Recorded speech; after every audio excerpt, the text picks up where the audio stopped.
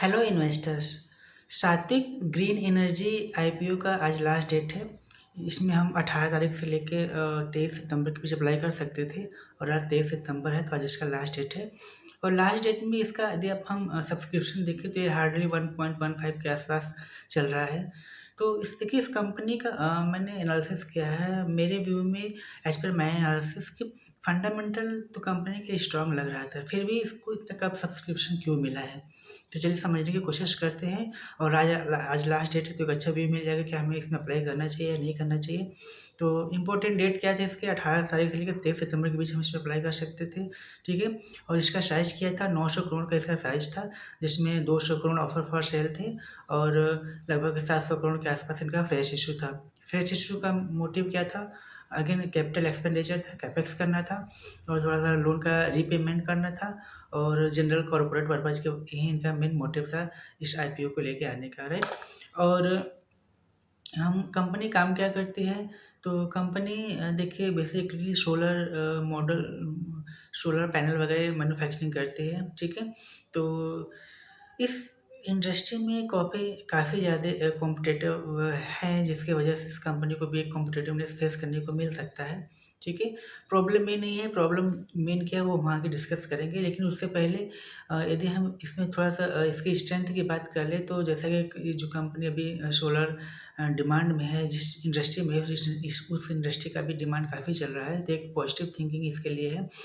और दूसरा इनका है कि इनका जो ऑर्डर्स बुक है ना, इस कंपनी के सेल्स बहुत अच्छे हैं। ठीक है। इसका ऑर्डर बुक एक इसका पॉजिटिव नेस को दर्शाता है। यदि हम रिस्क की बात करें तो जैसा एक कॉमन रिस्क चल रहा है अभी, क्या क्रिटिकल रॉ मटेरियल को लेके जो इंडिया का विजन है, उस पे अभी थोड़ा-सा आना क्लैरिटी आनी थोड़ी-सी बाकी है।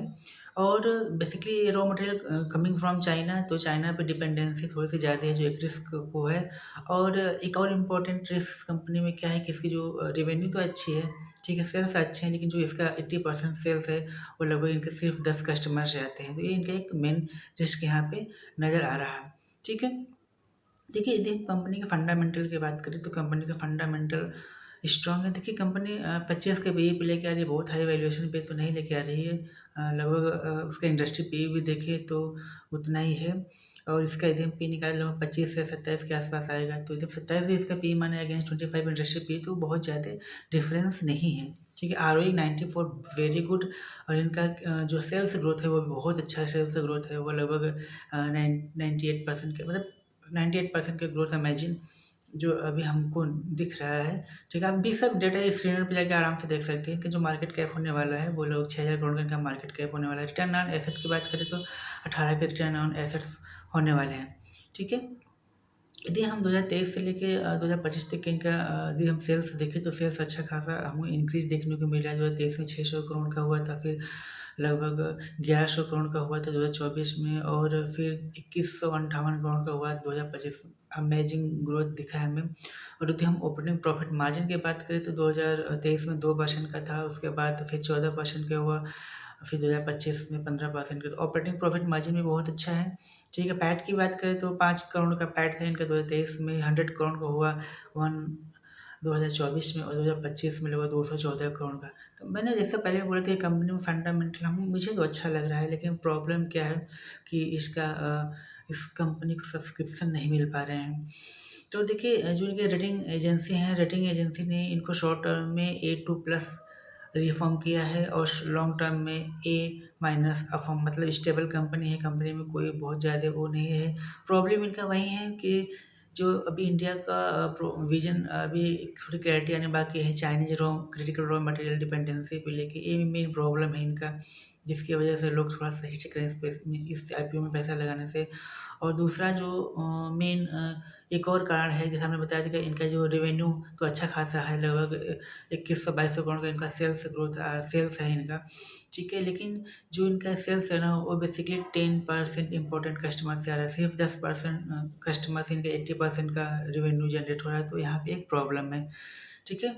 बाकी यदि ये दोनों प्रॉब्लम सॉल्व होते हैं तो कंपनी में एक अच्छा स्ट्रेंथ शो कर सकती है।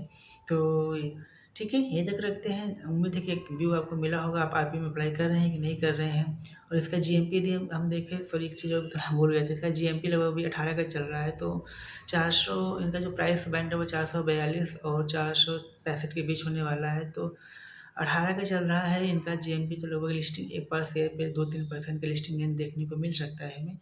ठीक है, तो बहुत ज़्यादा उम्मीद तो इससे नहीं लग रही है। लोग क्यों इस आईपीओ में पैसा लगाने से हिचक रहे हैं, बेसिकली उसका रीज़न हमने आपको बता दिया है।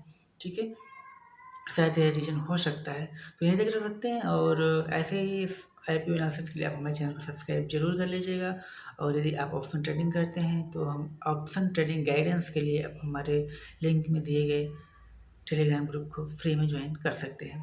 चलिए, थैंक यू।